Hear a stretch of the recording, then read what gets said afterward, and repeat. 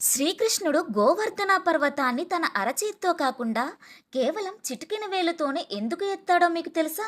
దీని వెనుక ఒక అద్భుతమైన కారణం ఉంది.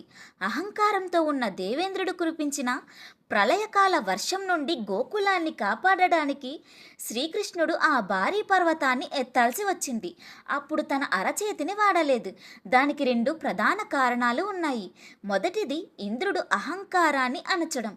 నువ్వు దేవతలకు రాజువి కావచ్చు, నీ వజ్రాయుధం గొప్పది కావచ్చు, కానీ నీ గర్వాన్ని అణచడానికి నా చేతిలో అన్నిటికంటే చిన్నదైన ఈ చిటికెన వేలు చాలు అని నిరూపించడానికి కృష్ణుడు అలా చేశాడు.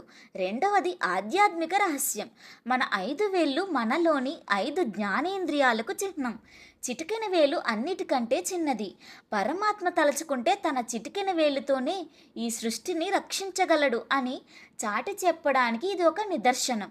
7 రోజుల పాటు తిండి నిద్ర లేకుండా ఆ కొండను మోసిన ఆ గోవర్ధన గిరిధారి లీల మీకు నచ్చితే కమెంట్స్లో జై శ్రీకృష్ణ అని టైప్ చేయండి. ఇలాంటి మరిన్ని హిస్టరీ టేల్స్ కోసం ఇప్పుడే మన ఛానల్ని సబ్స్క్రైబ్ చేసుకోండి.